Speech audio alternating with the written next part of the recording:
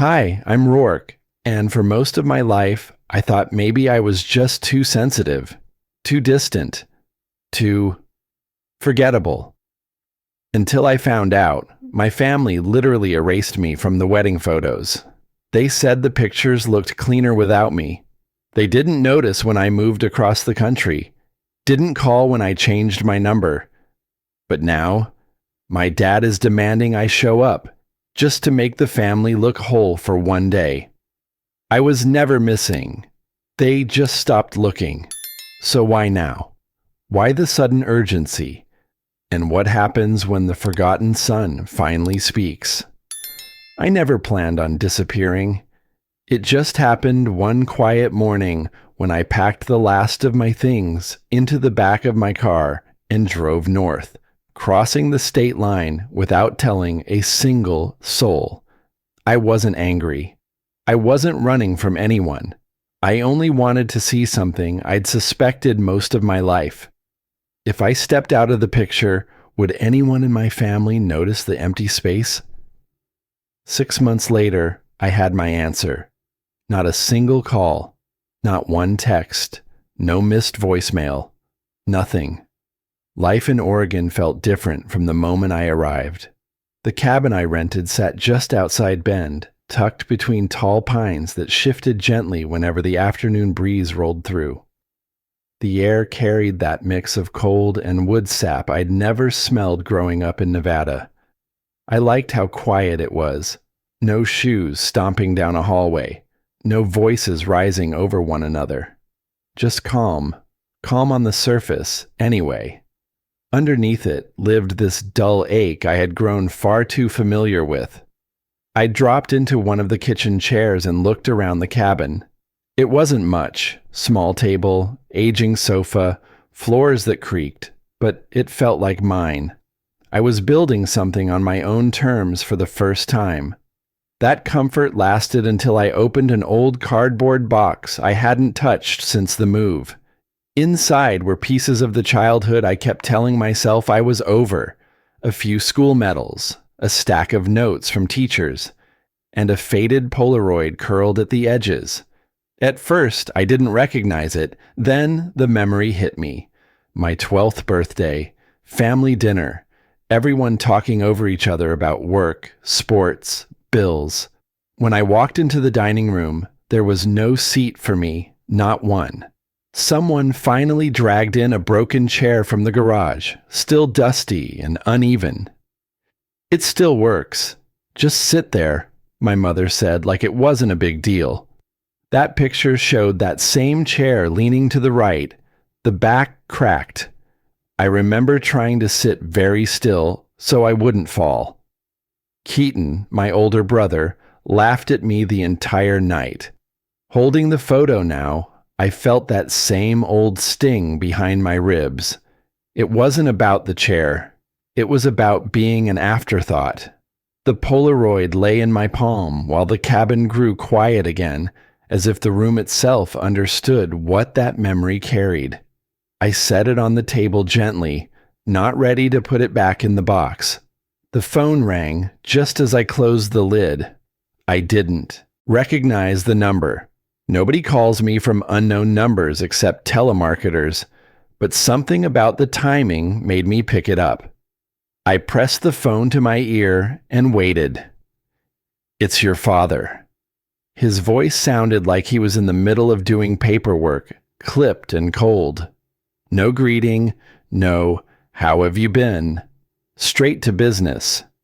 "You need to come home next month. Your brother's wedding is on the 24th. I stayed silent. He didn't notice. "We're sending out the family list for the seating chart. I didn't see your address, so I figured you still live where you've always lived." He truly didn't know. 6 months gone, and he couldn't tell I was living in a different state. I wasn't surprised, but hearing it spoken out loud made something shift inside me.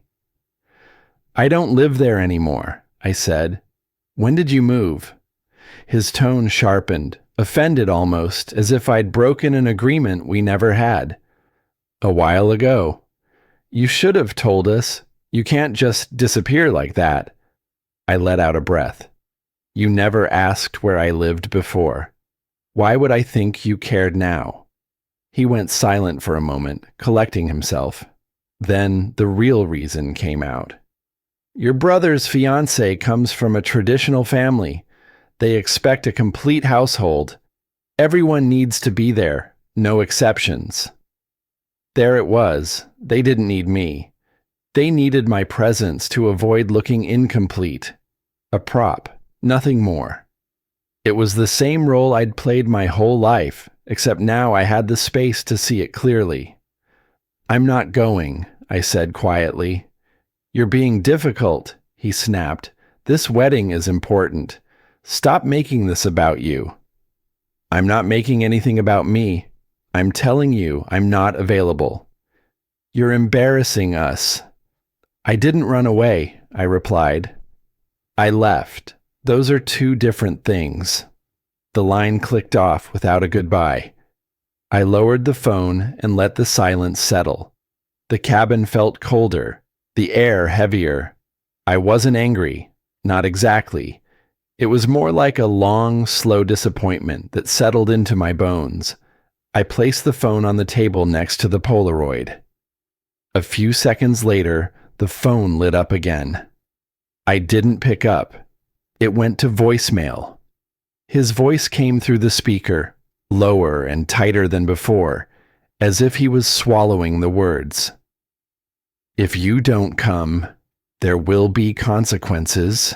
The moment the voicemail ended, I stayed still with the phone resting in my hand. I didn't replay what he said because I was confused. I replayed it because the tone carried something I hadn't heard from him in years. When I finally tapped the screen, his words came through again, sharper the second time. If you're set on acting childish, don't expect to stay in the will. I let the message finish while I sat on the edge of the bed. The morning light pushed through the blinds, pale and slow, touching the floorboards near my feet. I wasn't shaken by the threat. It just reminded me of the strange power my father always believed he held over me. At 36, hearing that kind of warning didn't feel like authority. It felt like confirmation that he never saw me as anything beyond someone he could pressure. I set the phone beside me and stretched my hands over my face for a moment, trying to gather my thoughts. The air in the cabin was cool, and I hadn't bothered turning on the heat yet. I stood, walked back into the main room, and poured a glass of water. I had barely taken a sip when the phone buzzed again. I expected another voicemail. Instead, the family group chat flashed across the screen. Wedding announcement and seating chart review. I scrolled slowly. The first thing that caught my attention was my name, spelled wrong. Not unusual, but irritating in its own small way.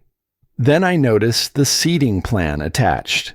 Everyone in my immediate family sat together near the front. My place sat 3 tables back between 2 relatives I couldn't recognize without a directory. And next to my misspelled name was a short remark in parentheses. Unreliable. Confirm attendance before printing. I stopped breathing for a moment. That label cut deeper than anything in the voicemail, not because it surprised me, but because it proved something I had tried for years not to believe. They had their minds made up about who I was, and nothing I did changed it. I set the phone down and walked to the window. Outside, the branches shifted lightly as the wind came through. Watching them sway pulled me into a memory that felt too familiar. School award night. My brother's names printed in bold on the program, mine missing entirely. I still remember how the coordinator apologized and scribbled my name on a loose slip of paper like it was an afterthought. Or those family cookouts where I was handed the camera and told, "You've got long arms, get everyone in the shot," while the rest of them crowded together smiling. When I stepped forward to join once, they waved me back. Just take the picture first. It wasn't negligence, it was routine. I had been trained in small ways to take up as little space as possible. I shook myself back to the present when the phone buzzed again. I walked back to the table and picked it up. A separate text this time, from my mother. Your father already told everyone you're coming. Don't make a scene. No greeting, no warmth, no question about where I'd been living for half a year. Just a directive, as if I were a stagehand told to show up and move a chair. I stared at the message for a long time. Something inside me shifted, not sharply, but like a slow reveal. This was the first time either of them acknowledged me in months, and it wasn't because they cared. It was because they needed a complete family layout for a wedding photo. The weight of that realization wasn't dramatic. It was wearying. I placed the phone on the table and lowered myself into the chair. I wasn't sad exactly. I felt this strange mixture of clarity and fatigue. They hadn't checked on me once, not to ask if I was doing all right, not to wonder why my address never showed up on holiday cards, not to see if I was healthy or working or safe. But now that an image needed maintaining, suddenly I mattered. I typed into the group chat, then erased it, tried again, deleted that too. Nothing I wrote felt worth sending. I knew how those messages would land. They'd skim the surface, ignore the point entirely, and redirect the blame to me. It had happened too many times to count. I put the phone down again and stepped outside. The air carried a cold bite that wrapped around my arms as I stood on the small porch. The sky was still gray, the kind that makes you think rain might start, but never does. I drew a breath, slow and steady, letting the cold settle into me. What do I gain by explaining myself to people who don't listen? I asked quietly, though no one was around to hear. As I turned back toward the door, ready to pick up the phone and finally decide what to do, it vibrated again. This time the alert was different, short, urgent, the kind that made my steps halt before I even saw the screen. The message on it froze me where I stood. The message from Keaton blinked on my screen. Dad says you're making things difficult again. Can you just show up and not ruin this for us? No hello, no, how have you been? Not even a half-hearted joke like he used to send when he wanted something. Just straight to the point. His point. I stood still on the porch, the Oregon breeze pushing against my chest like it was waiting for a reaction. I read it twice. Then again. My brother hadn't spoken to me in almost a year, and this was how he broke the silence. Inside, I sat down at the edge of the couch, letting the cold cling to my jacket for a few seconds longer than necessary.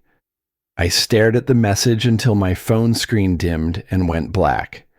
Keaton and I used to be close. At least that's what I told myself when I was younger. I used to trail behind him everywhere we went.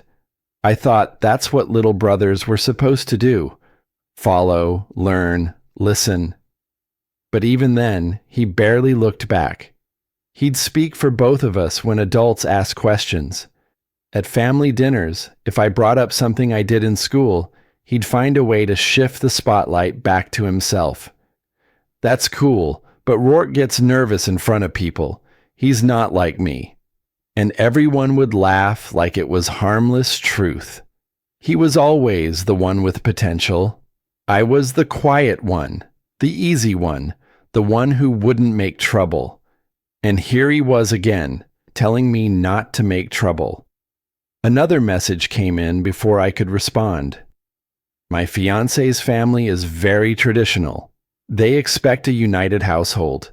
It'd reflect badly if you weren't there. There it was. The reason. Not because he missed me. Not because I was his brother. Because I was a loose piece that didn't fit the image they needed. My presence wasn't about being family. It was about filling a seat so no one asked uncomfortable questions. I hadn't realized I was gripping the phone until my thumb accidentally hit the home button. I set it down, took a breath, then stood to make coffee. Something steady to hold on to. The water hadn't even finished boiling when the group chat pinged again. This time with an attachment. PDF wedding day rolls. I froze before opening it. I already knew. Still, I tapped it open. Pages of names and assignments, flower arrangements, ushers, speeches, dinner timing, family photo sessions. When I found my name, it wasn't under groomsmen, not under family honor table. It was in a section titled Support Roles.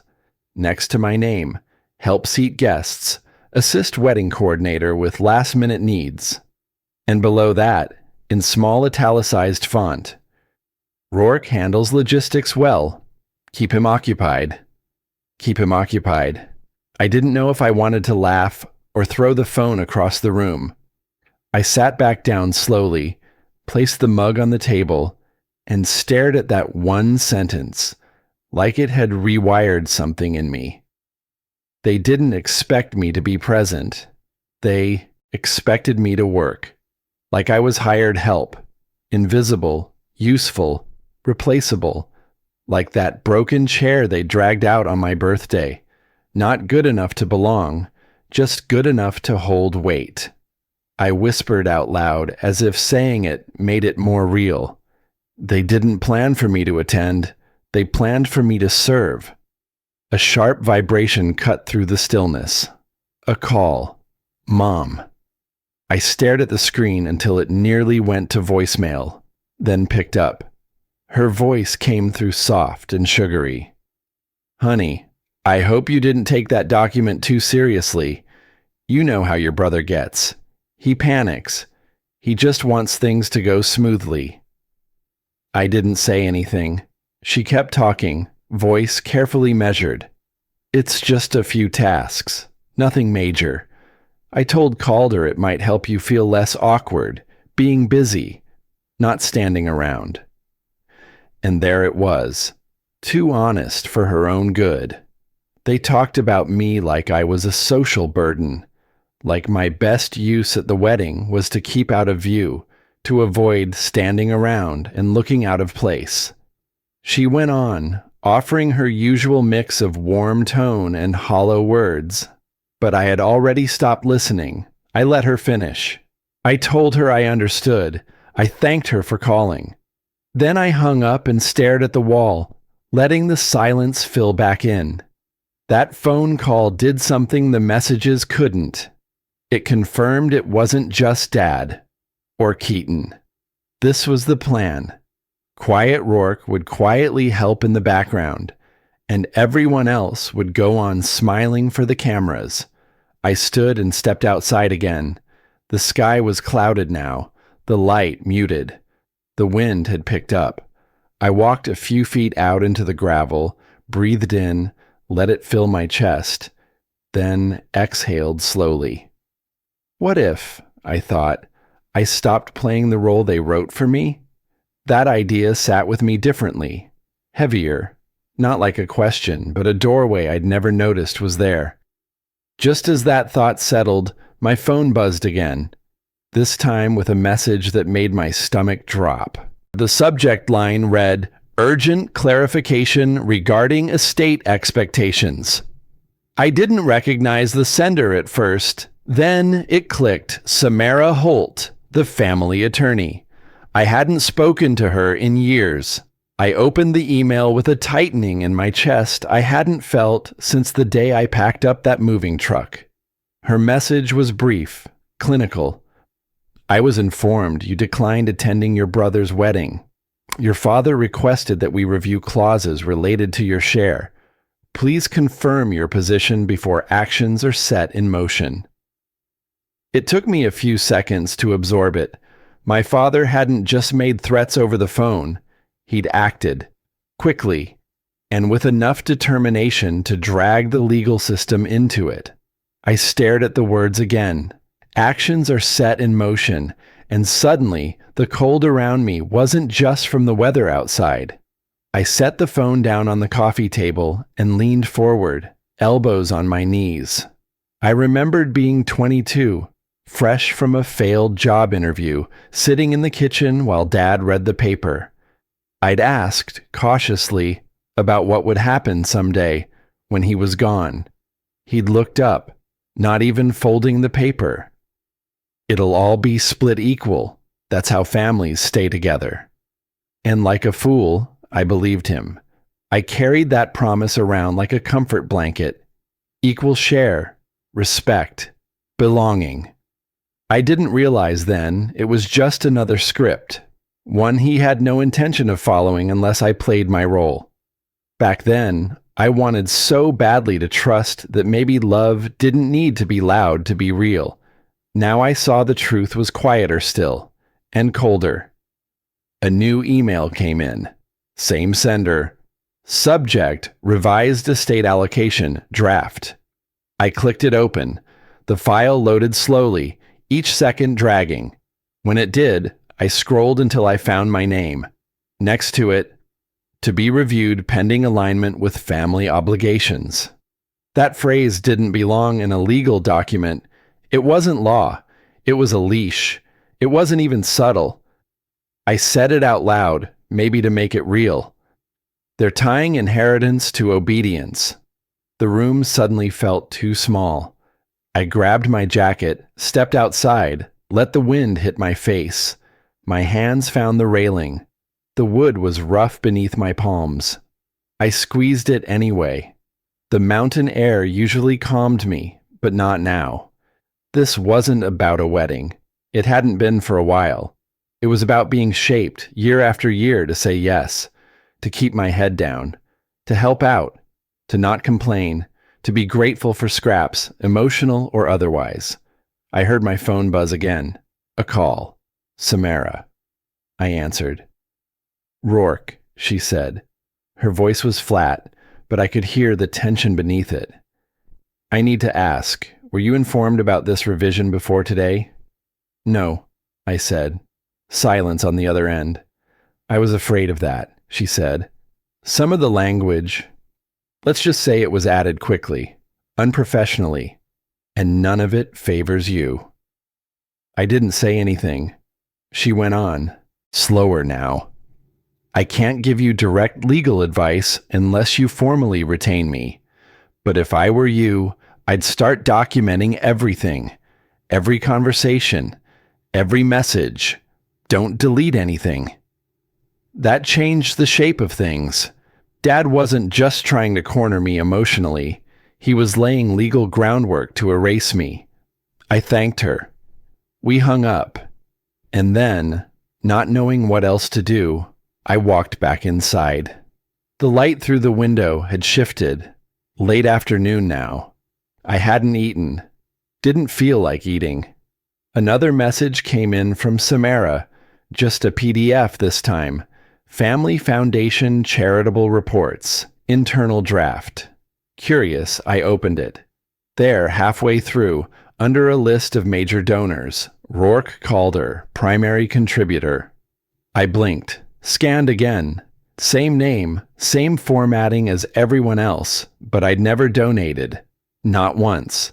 Yet the numbers matched my old salary from 3 years ago, right before I left my job in Chicago, right before I disappeared. They'd used my income, repurposed it, and fed it into their story. Boosted the family name with my history, without asking. They even used my name to look generous, I said under my breath. And just like that, everything landed. It wasn't just erasure, it was exploitation. They didn't just ignore me. They mined me, quietly, consistently, completely. I sat down at the small table in the corner of the room, the one I barely used. Pulled out a notebook from the drawer. It still had notes from some online course I never finished. I flipped to a clean page, 3 columns. What they did, what they expect me to do, what they don't know, about me. My hand shook a little as I wrote the first few bullet points, then steadied. The more I wrote, the more the weight started to lift, not vanish, but shift. This wasn't about lashing out. It wasn't even about revenge. It was about clarity, boundaries, finally claiming the right to decide who I was, on my own terms. I closed the notebook and leaned back, breathing deeper than I had all day. Then the phone lit up again. Another message, and this one changed everything about the wedding. The screenshot came from Mariah. No greeting, no comment, just the image, cropped at the edges like she didn't want to touch more than she had to. It was a capture of a private group chat. The participants were familiar, names of cousins, uncles, aunts I hadn't heard from in years. All of them there, all of them, except me. At the top, Calder's name, bold as ever. Don't worry about Rourke. He's unpredictable and gets overwhelmed easily. We're managing him. Underneath that, my name, circled in red like a classroom mistake, next to the phrase, potential liability. I stared so long I didn't realize my hand had gone numb holding the phone. That phrase, so casual, so surgical, cut sharper than the will draft. This wasn't just being excluded. This was a label, a verdict, and worse, it wasn't whispered behind closed doors anymore. It was passed around like a known fact. The air in the cabin grew thick, my breath shallow. And in that moment, I wasn't 36 in Oregon. I was 8 again. I could hear my mother's voice, soft and rehearsed, telling Mrs. Henry from next door, "Rourke's just sensitive. We have to handle him differently." That word, different, always meant less capable, less stable, less worthy. And now, here it was again, dressed in newer clothes, but it reeked of the same quiet rejection. I blinked hard, pulled in a breath. The thread continued. I scrolled further. My brother's name, Keaton, popped up. A line from him. "If he doesn't show, we'll just say he moved because he couldn't keep a job. People will understand." That one made me flinch. It wasn't just the lie. It was the convenience of it. They needed a reason for my absence that didn't reflect on them. So they crafted a fiction that framed me as unstable, unreliable, disposable. Never mind that I ran a consulting firm with 3 employees, that I made more in a quarter than Keaton had made in a year. None of that mattered if it didn't serve the narrative, and their story was simpler if I was the failure. I sank to the floor beside my bed, my back pressing into the wooden frame. The screen on my phone faded to black, but I didn't move. My thoughts spiraled.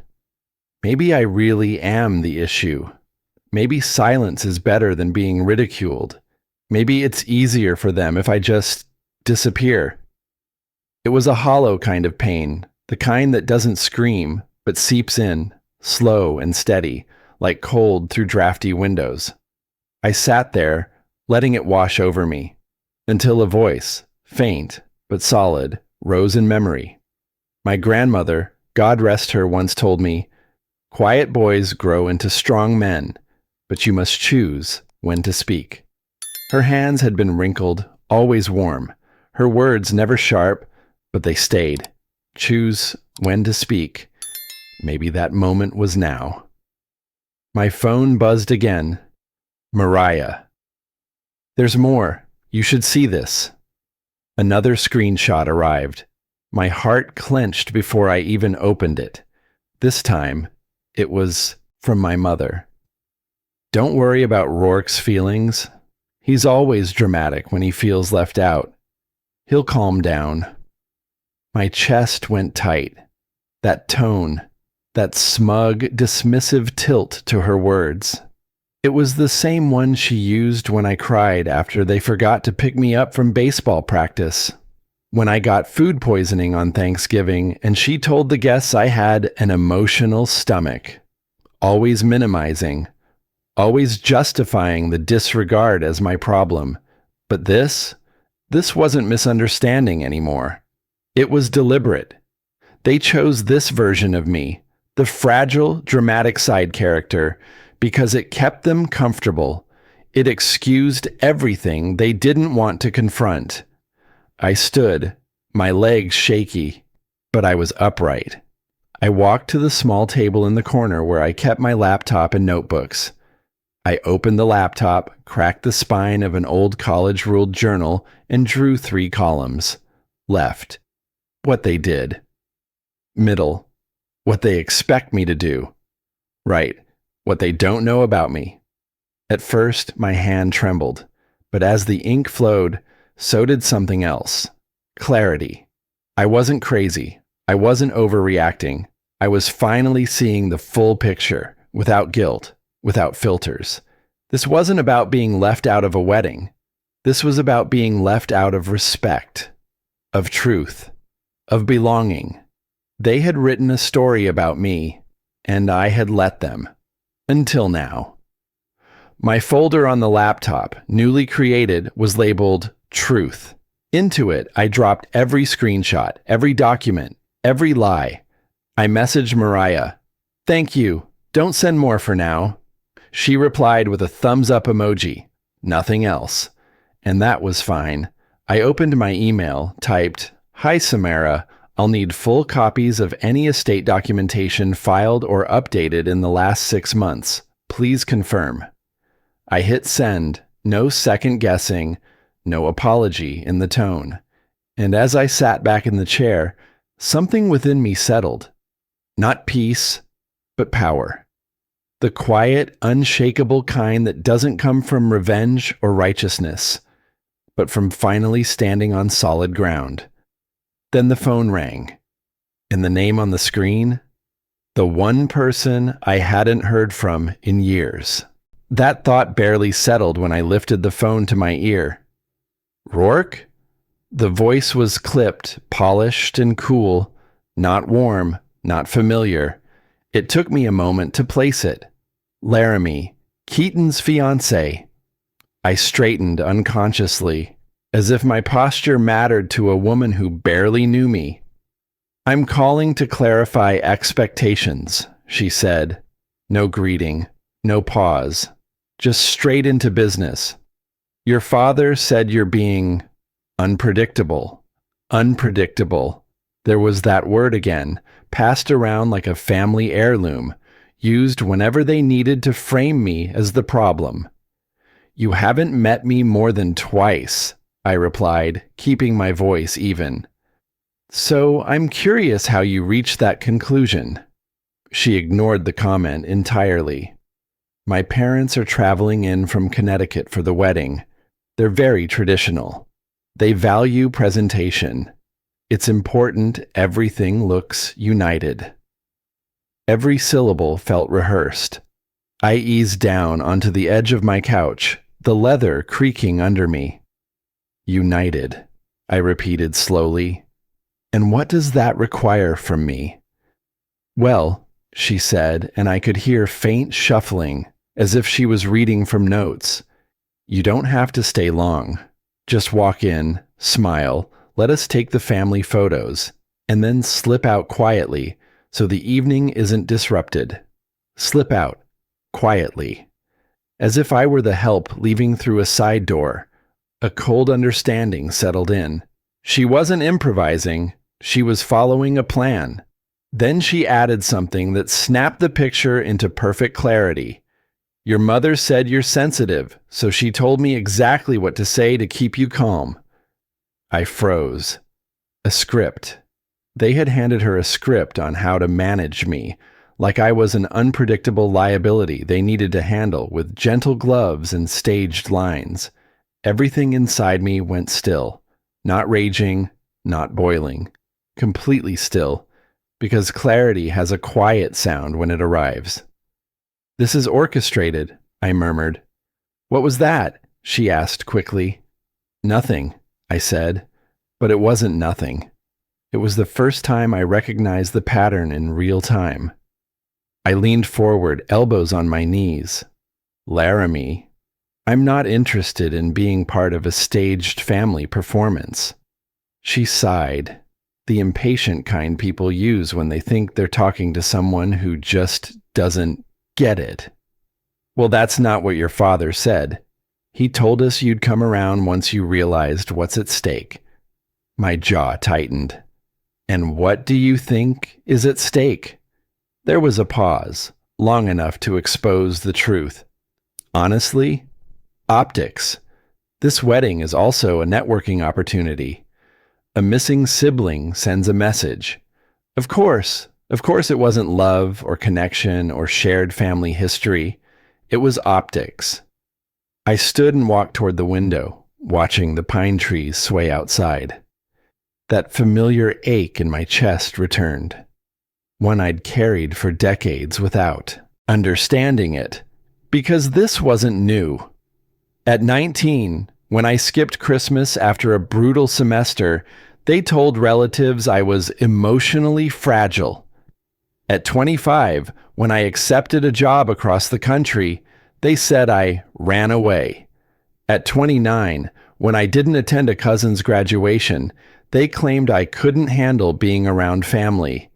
Every absence rewritten, every silence manipulated, the narrative always bent to make me the weak link. And now, decades later, the pattern marched on, refined, polished, weaponized. Then the next blow landed. Since we're being honest, Laramie continued in a lower tone, your father told us the inheritance depends on you showing up. If you don't come, he'll make sure you receive nothing.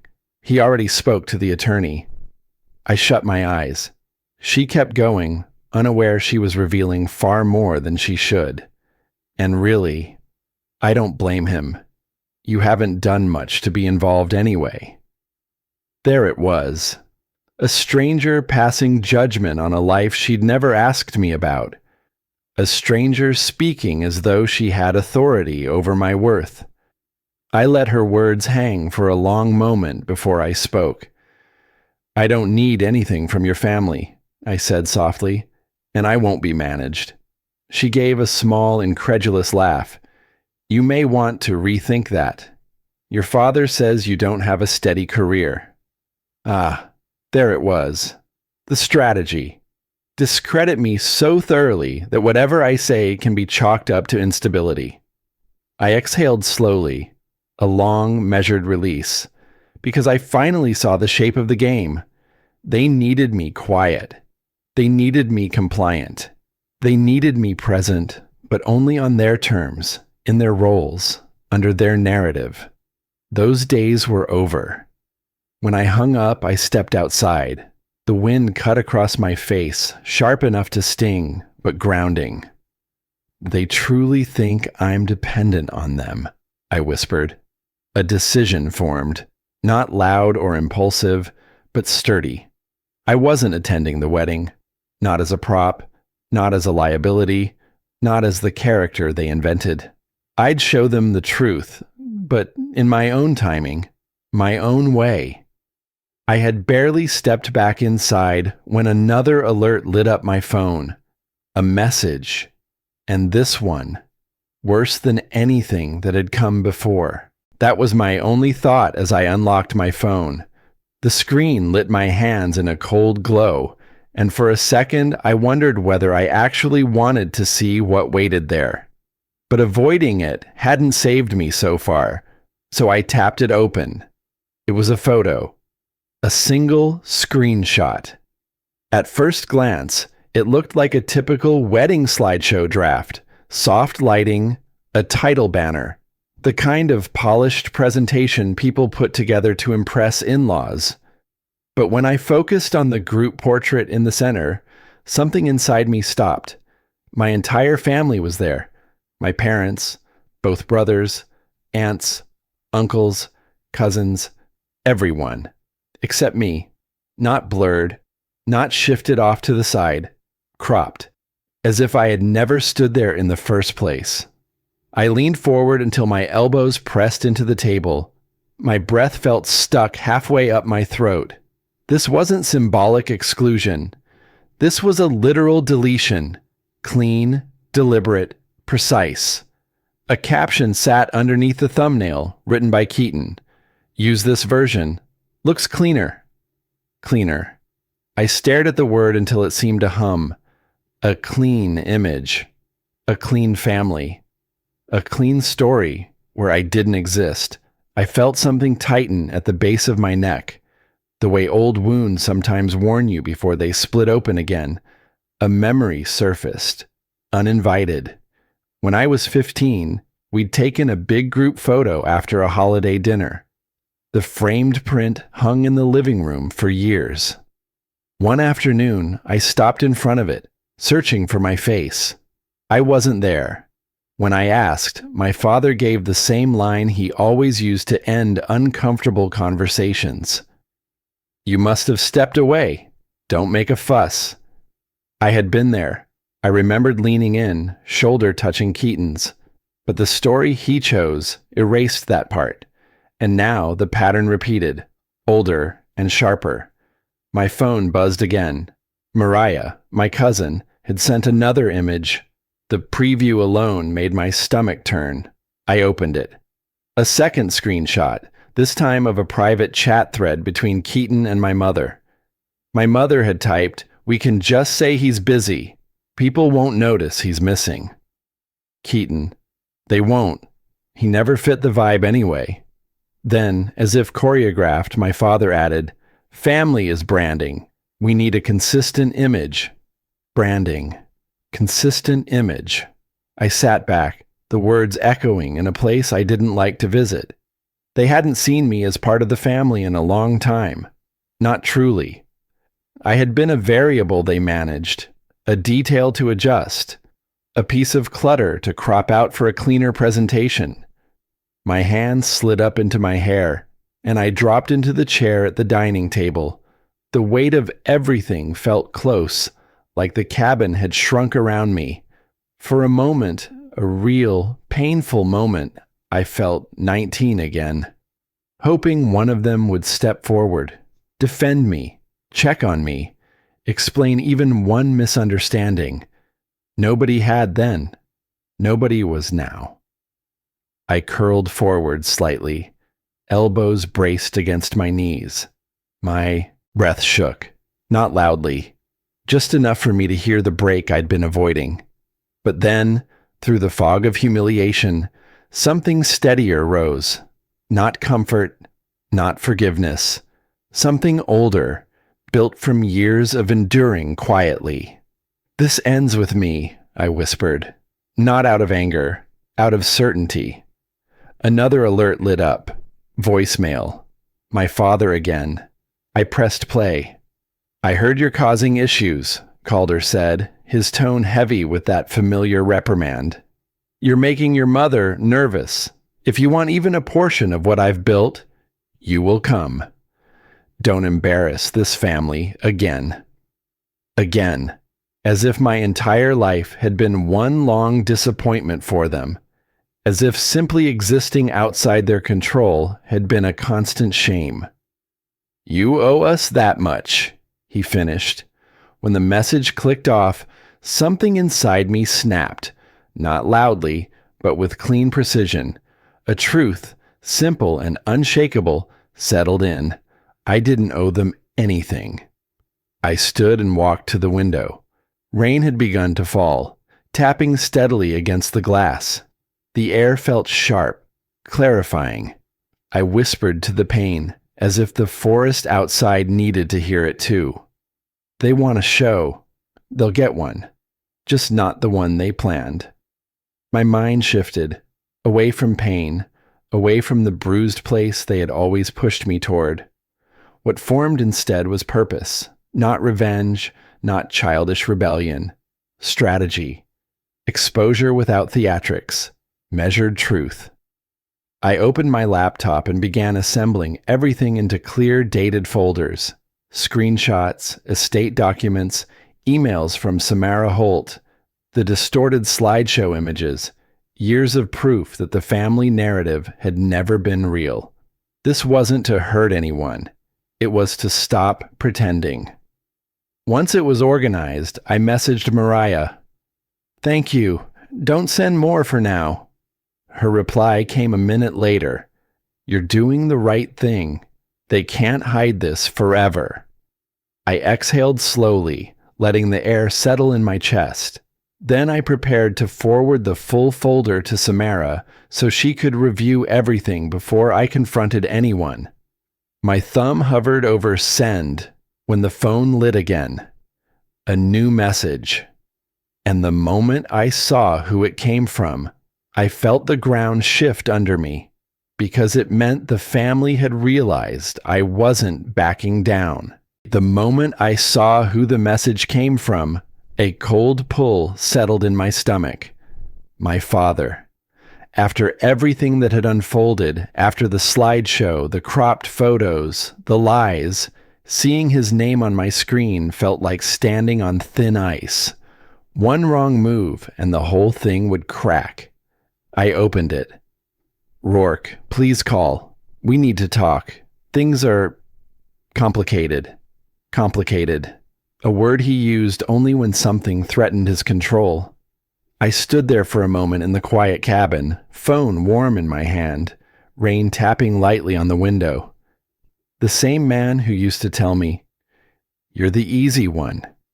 You don't need anything," now sounded almost shaken. I recognized the manipulation.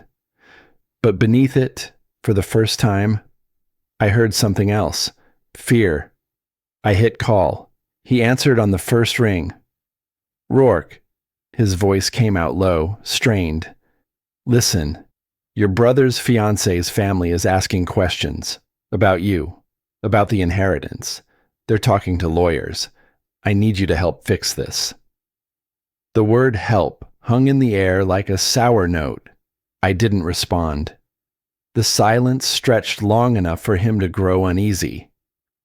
"They're threatening to pull support from the wedding," he rushed out. "Her father is talking about withdrawing everything. You don't understand what that means." Oh, I understood perfectly. This wasn't about me. It never had been. This was about optics, money, reputation, his legacy. And now that something he valued was at risk, the son he'd erased from every narrative suddenly mattered. "You're calling because it finally costs you something to ignore me," I said.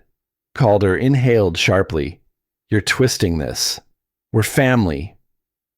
"Family," I repeated slowly. "You erased me from photos, from conversations, from your stories. Now you want me to fix the fallout?" He fell silent, then shifted to guilt, the tactic he'd used all my life. "You're going to ruin your brother's wedding." I felt a calmness settle over me, a steadiness I didn't have as a kid. "No," I said. "You did that yourselves." Before he could snap back, another voice cut in, a voice I hadn't realized was on the line. "Keaton." "You think you're better than us now?" he snarled. "You think anyone cares about you?" The ambush hit like a slap, but I kept still. He didn't slow down. "You were cropped out because nobody wants you around. You make everything uncomfortable. You're a downer."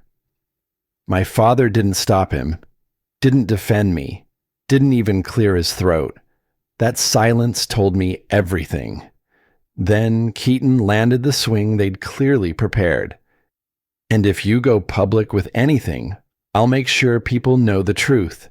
You were the problem all along." Truth. His version of it.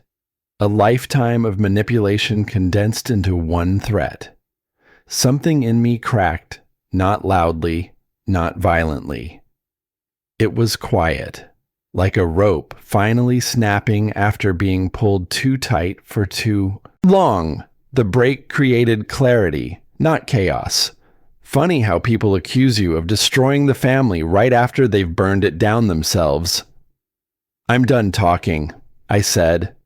Calder barked my name, but I ended the call. The cabin went still again.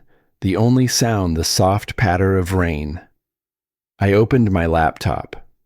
The folders I'd assembled the night before sat on the desktop. Screenshots, emails, estate drafts, voicemail recordings, the cropped wedding images.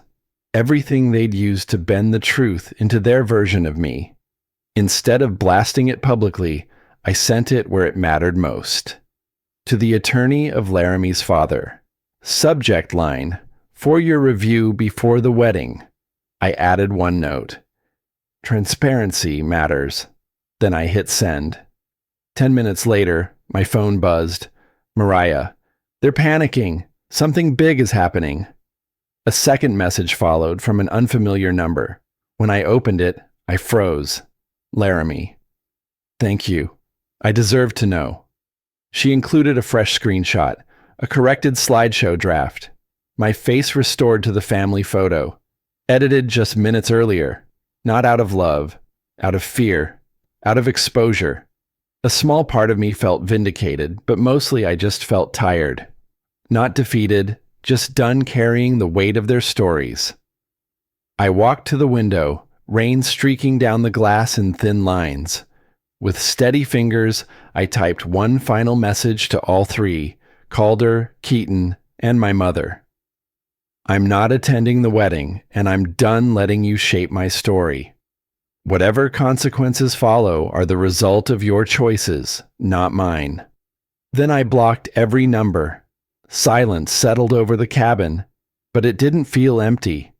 It felt clean, like stepping out of a room that had been filled with smoke for years.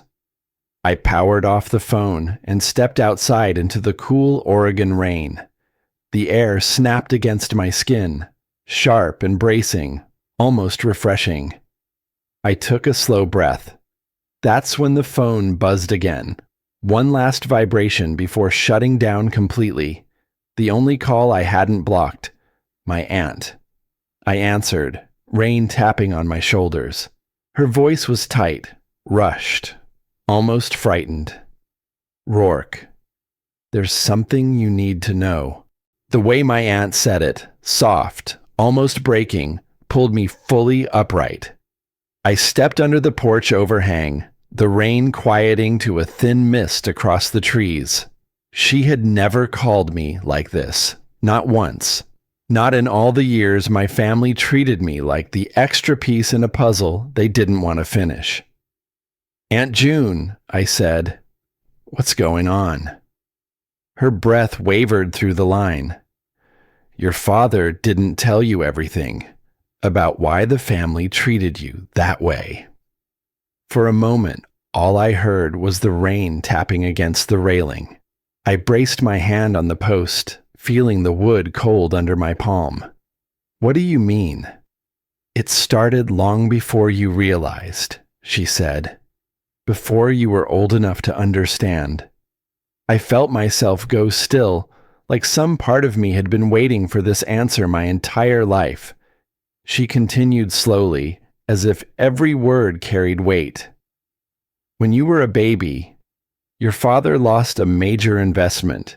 It was devastating. Hundreds of thousands. Nearly bankrupted the family. I swallowed, trying to understand the connection. And he blamed the timing, she whispered. Your birth came right as everything collapsed. In his mind, you represented all the pressure he was under, the stress, the fear, the humiliation. It makes no sense, I know, but people under shame look for something to pin it on. My chest tightened. Not my fault. Not even logical. But it had become a story they told themselves so many times that they believed it. Keaton was born when the money came back, she added. So he became the symbol of luck, the golden child. She paused. And you became the reminder of the lowest moment in your father's life. I leaned against the railing as the truth settled, heavy at first, then strangely light. All those years I tried to fix something that wasn't broken, something that wasn't even mine. My aunt's voice softened. Some families rewrite history to protect themselves. Yours rewrote it around you. I closed my eyes. No anger rose up. No tears either. Just a quiet release, like a knot finally loosening. Thank you for telling me, I said. She continued, her voice shaking. I wanted to help you more, but every time I spoke up, Calder shut me out. He insisted you needed toughening. I'm sorry I didn't do more. You did more than anyone else ever tried, I told her. That matters. We stayed quiet for a moment, only the soft rustle of wind moving between us. They may try to reach you again, she warned gently. They may try to apologize, but it won't be for the right reasons. I know, I said. After the call ended, I walked deeper into the woods behind the cabin. The air smelled of pine and fresh soil, the ground soft under my boots. The quiet wrapped around me in a way that felt grounding. I was never the problem, I said out loud. Hearing it spoken felt like taking my first real breath in years. Later that morning, my phone buzzed. Notifications poured in, family updates, vague posts from cousins, cryptic lines like rough week and private family matters. Then one headline stood out, wedding delayed. I turned the phone face down. This storm wasn't mine anymore. Inside the cabin, the morning light crept through the windows. I brewed coffee, the warm smell filling the space, and stepped outside to watch the faint sunlight slip through the clouds. By early afternoon, a knock sounded at the cabin door. Unexpected, quiet, firm. I paused, walked to the entry, and found a small envelope on the mat, my name written in familiar handwriting. Calder's. I opened it inside, sitting at the table. The letter was long, rushed, written in uneven lines. He apologized for calling me ungrateful, for threatening the inheritance, for letting Keaton speak to me too harshly, for overreacting at times, for never meaning to hurt me. Then came the pivot. But you must understand the pressure I was under. There it was, the old justification wearing a new coat. I folded the letter and placed it to the side. Not ripped, not cherished, just placed. Mid-afternoon settled over the cabin. The rain had stopped, leaving the air cool and calm. I sat at my desk and pulled a small notepad toward me. Instead of writing to my father, or to any of them, I wrote to myself. You built a life they couldn't take credit for. That's why they tried to erase you. And that's why you survived. I slipped the note into my wallet. A reminder of worth, finally defined by me. After that, I opened the job offer email from a firm in Washington State, a position I'd quietly hoped for months ago, but never allowed myself to fully claim. I clicked accept, not running, becoming. While packing later, I found the carved wooden compass my aunt gave me years ago. I remembered placing it in my hiking bag before moving here. Back then, it felt like a lifeline for someone lost. Now it felt like a symbol of something else. Direction, chosen, owned. I put it in my pocket. When I stepped outside one last time, the sky had cleared. A soft blue stretched above the treetops, the quiet kind that feels like a clean page. I whispered into the open air, I don't need a perfect family. I just need a true life. Then I walked down the gravel path toward my car, toward the road, toward a future that finally felt like mine. Sometimes the hardest truth is realizing you were never missing. Their vision was just too small to see you.